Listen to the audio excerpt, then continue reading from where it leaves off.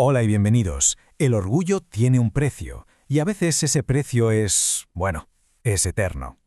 Hoy vamos a meternos de lleno en esta idea a través de un pasaje potentísimo del Corán, los versículos 86 al 90 de la Sura Al-Baqara. Para arrancar, vamos a lanzar una pregunta que, en realidad, enmarca todo este análisis. ¿Cuál es el peor trato, el peor negocio que alguien puede hacer en su vida? Y para responder a esa pregunta, el Corán nos presenta una elección que califica de desastrosa. Vamos a ver en qué consiste este intercambio funesto.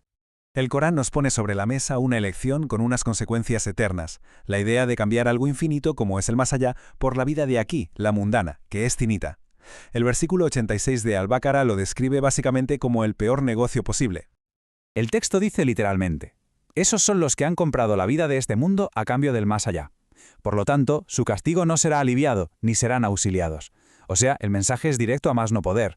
Habla de gente que prioriza los beneficios temporales, lo de ahora, aun sabiendo que el coste es la salvación eterna.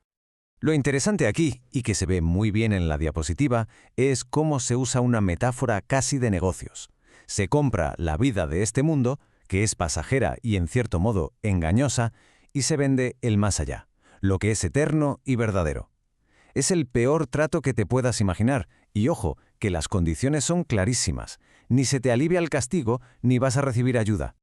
Vale, pero ¿cómo llega alguien a hacer un intercambio tan terrible? El Corán sugiere que esto no es un error aislado, de un día, sino que forma parte de un patrón histórico de desafío. Para entender la raíz de esta elección, el texto nos hace retroceder un poco en el tiempo para que veamos que no se trata de un solo error, sino de una actitud que se repite. El versículo 87, de hecho, resume la historia de desafío de los hijos de Israel hacia los profetas que les fueron enviados.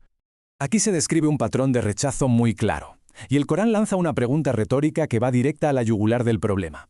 ¿No es cierto que cada vez que os llegaba un mensajero con algo que vuestras almas no deseaban, os llenabais de arrogancia, negando a unos y matando a otros? Y esta diapositiva lo ilustra a la perfección. Vemos una sucesión de profetas, Moisés con la Torá, luego los que le siguieron y más tarde Jesús, que venía apoyado con pruebas claras y el espíritu puro. Pero la reacción era consistentemente la misma: arrogancia, negación y hasta violencia cuando el mensaje chocaba con sus propios deseos. Claro, una actitud tan desafiante suele necesitar una excusa. ¿Cuál era la justificación para este rechazo constante? La siguiente sección explora justo eso, tanto su excusa como la consecuencia divina que provocó. El versículo 88 nos revela las dos caras de la moneda. Por un lado, la excusa que daban para su rechazo, y por otro, la verdadera razón divina que se escondía detrás, según el Corán. Ellos decían: nuestros corazones están velados, como si dijeran: es que no lo entendemos. Pero el Corán refuta esa excusa al instante. No, sino que Alá los ha maldecido por su incredulidad y es poco lo que creen. Y aquí está la clave de todo. Su excusa de tener corazones velados no es que nacieran con una incapacidad para comprender, no.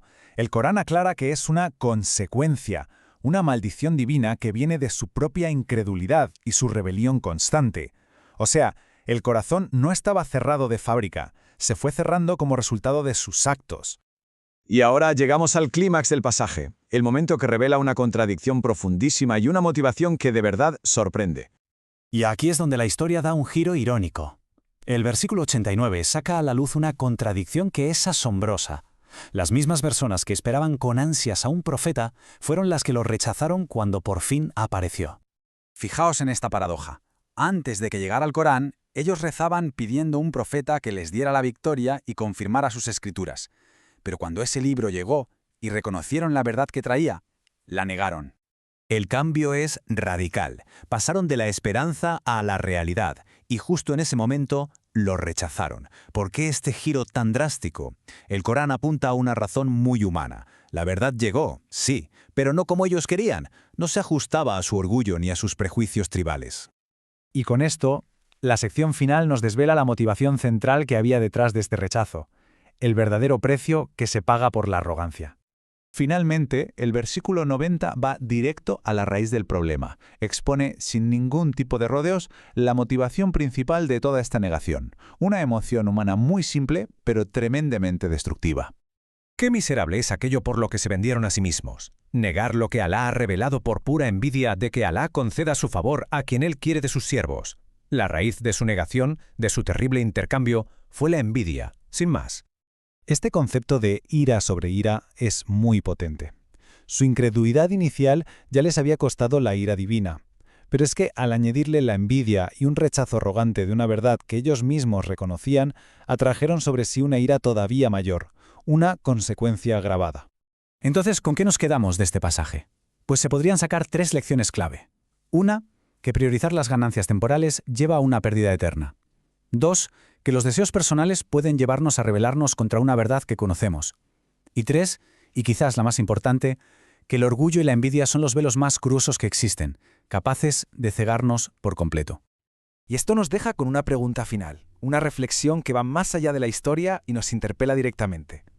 ¿Con qué frecuencia, en el mundo de hoy, el orgullo y la envidia siguen impidiendo que se reconozca la verdad?